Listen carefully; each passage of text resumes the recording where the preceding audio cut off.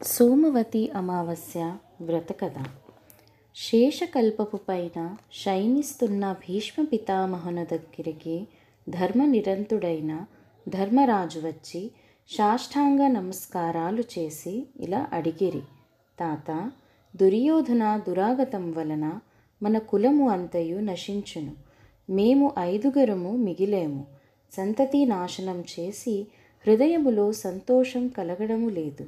అశ్వత్థామ యొక్క అస్త్రము చేత ఉత్తరా గర్భము దగ్ధమైనందున పిండ విచ్ఛితి కలిగి శోకము రెట్టింపు అయింది.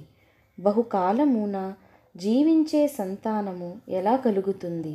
ఏదైనా తరుణోపాయముంటే సెలవీయండి తాత అన్నాడు. అప్పుడు భీష్మ పితామహనుడు ధర్మరాజుతో, ఓ యుధిష్ఠిరా, తలంచిన మాత్రముననే చిరకాల జీవియవ్వు సంతతి నొసగే వ్రతము గలదు. అమావాస్య సోమవారముతో కూడిన తిథి రోజున అశ్వత్థ వృక్షము దగ్గర శ్రీ మహావిష్ణువుని ఆరాధించి కేవల 108 రత్నములను, పండ్లను, పువ్వులను తీసుకొని ఆ రావి చెట్టు చుట్టూ 108 సార్లు ప్రదక్షిణ చేయాలి. ఈ వ్రతం విష్ణుదేవునికి ప్రీతికరమైన వ్రతం. ఈ వ్రతం నోచినచో బ్రహ్మరుద్రాదులు సంతోషిస్తారు. త్రిమూర్తి స్వరూపము అయిన ఆ అశ్వత్థ వృక్షమును పూజ చేసినచో సర్వవిష్ట నెరవేరుతాయి. సర్వదేవమయమైన ఆ వృక్షరాజుకు ఉత్తర చేత ఈ వ్రతము చేయించున్నట్లయితే దాని గర్భము ప్రాణముతో ఉంది. త్రిలోకాలకే శ్రేష్ఠుడైన పుత్ర జన్మను కలుగుతుంది అని భీష్ముడు చెప్పాడు. అప్పుడు ధర్మరాజు పితామహునితో, ఇట్టి మహత్తర శక్తి సంపన్నత గల వ్రతరాజముని గురించి వివరముగా చెప్పండి తాత అని అడిగాడు. అప్పుడు భీష్మ పితామహనుడు ధర్మరాజుతో సోమవతి అమావాస్య వ్రతకథను చెప్పసాగాడు. కాంచీపురమును అని పట్నము కైలాసము వలె మిద్దెలు మేడలు సముదాయము గల ప్రశస్తమైన పట్టము. బ్రాహ్మణ వైశ్య క్షత్రియ శూద్రాదుల వంటి అన్ని జాతుల వారు నివసిస్తారు. రత్నసేనుడు అనే రాజు పరిపాలిస్తున్నాడు. ఆ రాజు అందరికీ అందుబాటులో ఉండేలా పరిపాలిస్తున్నాడు. ఆ రాజ్యములో దేవస్వామి అను బ్రాహ్మణుడు ఉన్నాడు. అతని భార్య ధనవతి, చక్కని అందమైనది. వారికి 7 కొడుకులు, ఒకే ఒక కుమార్తె జన్మించారు. ఆ కూతురి పేరు గుణవతి. 7 కొడుకులు వివాహము చేశారు. కూతురికి సంబంధాలు చూస్తున్నారు. ఒకరోజు తపోశక్తి సంపన్నుడవు బ్రాహ్మణుడు భిక్షాటనకి వారి ఇంటికి వచ్చి వాకిటి యందు నిలుచుని ఉండగా 7 కోడళ్ళు వేరువేరుగా భిక్షణ వేశారు.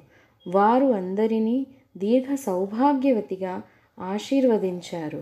కుమార్తె గుణవతి కూడా భిక్షము వెయ్యగా, ఓ చిన్నదాన, ధర్మాత్మురాల అవుదువు గాక అని ఆశీర్వదించాడు.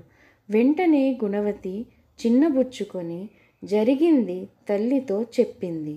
ధనవతి కుమార్తెను మళ్ళీ భిక్షముతో పంపింది. మళ్ళీ అదే విధంగా ఆశీర్వదించాడు.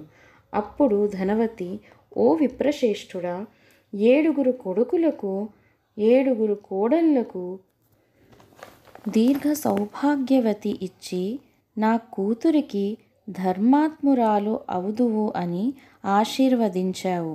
కారణము ఏమి అని అడిగింది. ఓ ధనవతి, వారి వారి విధి తగినట్టుగా ఆశీర్వదించాను. నీ కూతురికి 7 అడుగుల బంధములో వైధవ్యము పొందగలదు. ధర్మము చెయ్యవలసింది గాక ధర్మాచరణము ముఖ్యము అని ఆశీర్వదించాను. ఆ బ్రాహ్మణుని మాట విన్న ధనవతి, మహాత్మా, మీరు సామాన్యులు కాదు, దైవస్వరూపులై ఉండాలి, లేదా విషయ పరిజ్ఞానులై ఉంటేనే గాని రాబోయే ఉపద్రవములు గురించి చెప్పరు. అలాగే ఈ సమస్య పరిష్కారానికి, జీవన సాఫల్యానికి తరుణోపాయము చెప్పండి అని అడిగింది. అప్పుడు, ఓ ధనవతి, సింహల ద్వీపందున సోమవతి అనే ఒక చాకలి ఆవిడ ఉంది. ఆమె వల్ల నీ పుత్రికకు శుభము కలుగుతుంది. ఆమెను తీసుకొని రండి అని చెప్పి విప్రశ్రేష్ఠుడు వెళ్ళిపోయాడు. ధనవతి తన 7 కుమారులను సింహల ద్వీపము బయలుదేరుమంది. మార్గమధ్యములో సముద్రము ఉన్నందున వారు వెళ్ళలేము అని చెప్పారు. పుత్రుల వల్ల దైన్య స్థితియే తప్ప ఎందుకు పనికిరారు అని తండ్రి అనుకునే సమయములో చిన్న కొడుకు శివసేన స్వామి, తండ్రి దిగుల పడకండి, నేను ఉండగా చెల్లెలికి వైధవ్యము ఉండదు అని చెప్పగా అతని పలుకుల వల్ల తండ్రికి మనోధైర్యము పెరిగింది. అన్న మాట ప్రకారము అన్నా చెల్లెలు సింహల ద్వీపం బయలుదేరారు.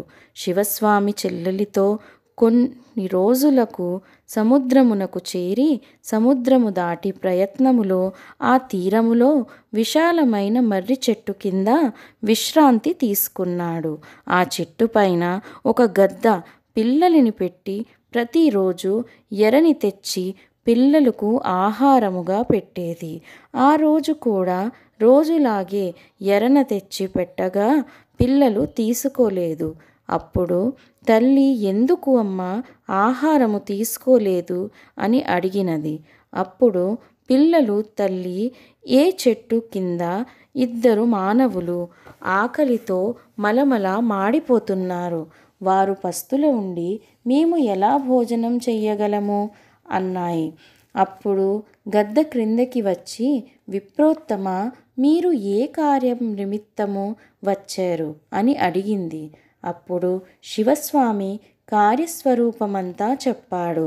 విప్రోత్తమ, నేను తెల్లువారుజామున మిమ్మల్ని సింహమలనకు తీసుకుపోయి చాకలి సోమవతి ఇల్లు చూపిస్తాను అని గిద్ద అంది.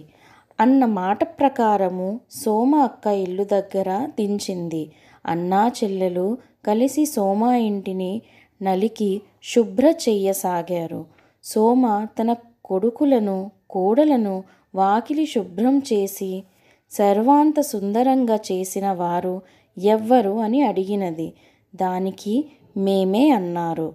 ఆ అన్నా చెల్లెలు సోమ నిజం తెలుసుకోవాలని తలంపుతో ఒక మూల దాగి తన ఇంటి యందు తుడుస్తూ శుభ్రము చేసిన గుణవతిని, ముంగిలి నలుకుతున్న శివస్వామిని చూసి, మీరు ఎవ్వరు, ఇలా ఎందుకు చేస్తున్నారు అని అడిగింది. వారు సమస్య అంతా సోమతో చెప్పారు. సోమ వారిలో గలే కార్యదీక్షకు సంతోషించి వారితో వెళ్ళుటకు నిశ్చయించింది.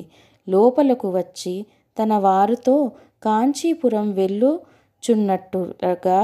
చెప్పింది. 3 కాంచీపురం చేరారు.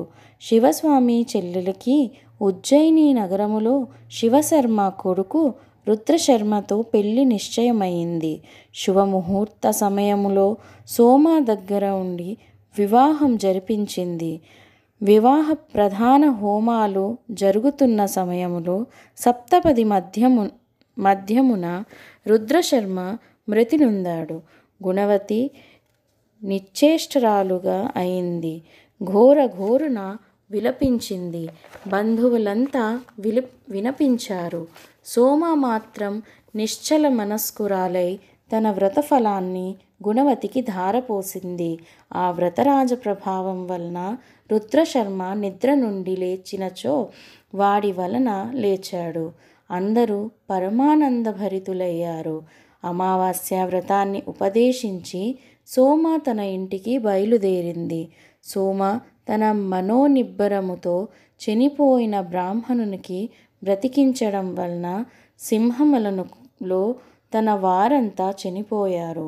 సోమ వచ్చే మార్గములో ఒక ముసలి అమ్మా, దూది మూట మోస్తున్నాను, దించమని అడిగింది. అప్పుడు సోమ ఆ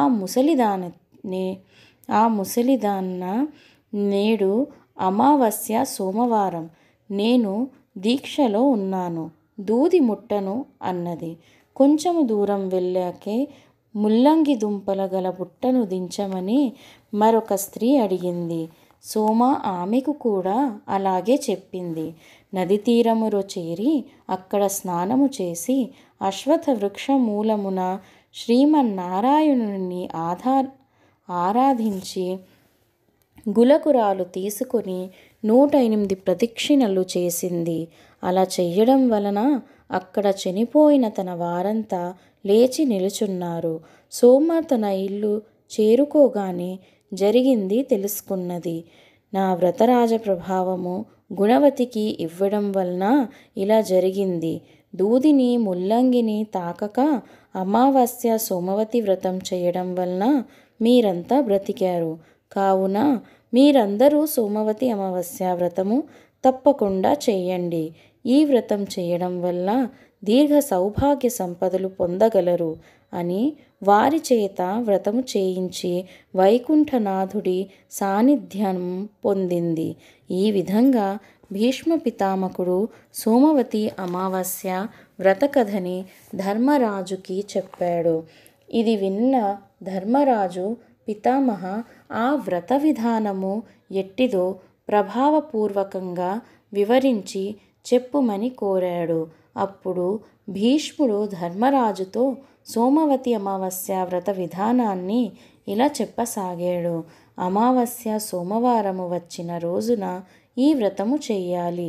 తెల్లవారుజాములో లేచి స్నానాదులు అయిన తరువాత అశ్వత్థ వృక్షం మూలమున విష్ణు భగవానుడును పూజించిన తరువాత త్రిమూర్తి స్వరూపమైన అశ్వత్థ చెట్టుని పూజించాలి. ఉత్యము, వెండి, బంగారము, నాణ్యములు, పంచలు, రవ్వలు, భక్ష్యభోజ్యములతో నిండిన తామ్రకాంస్య లోహ పాత్రాలు మొదలగు వాలిని 108 గురువులకు దక్షిణ తాంబూలముగా ఇచ్చి సోమ యొక్క ప్రీతి కొరకే గంధ పుష్ప తాంబూలాదులతో అర్పించవలెను. శక్తి కొద్దీ బ్రాహ్మణుకు సంతర్పణాలు చేయాలి. తాను కూడా సంతృప్తిగా భుజించాలి. ఇలా 12 సంవత్సరాలు పూజ చేసి ఉద్యాపన చెయ్యాలి. ఉద్యాపన కోసం మండపం లోపల కలశ స్థాపన చేసి బంగారముతో అశ్వత్థ వృక్షము చేయించి బ్రహ్మరుద్రాది దేవతలు ప్రతిమలు చేయించి షోడశోపచారముతో పూజించి రాత్రి జాగరణము చేసి మరునాడు ఉదయమున అశ్వత్థ సమ్మిధల పాయస పువ్వులతోనూ అష్టాక్షరి పంచాక్షరి సకల దేవత స్తోత్ర మంత్రములతో హోమము చేయించాలి. అలా చేయించలేని వారికి లక్ష్మీనారాయణుల వ్రతమునొకటి చాలు. తరువాత ఆచార్యులకు పూజ చేసి గోదానాదులతో బ్రాహ్మణులన్నీ పూజించాలి. లక్ష్మీనారాయణుల అనుగ్రహం పొందుటకు అమావాస్య సోమవ్రతం సర్వలు చెయ్యగలిగినది. కావున ధర్మనందన, నీవు కూడా ఈ వ్రతమును ద్రౌపది, సుభద్ర ఉత్తరాలచే చేయించు. ఉత్తర గర్భమందు ఉన్నవాడు చిరకాల జీవి అవును అని భీష్ముడు చెప్పగా ధర్మనందుడు అలాగే వ్రతమును చేయించాడు.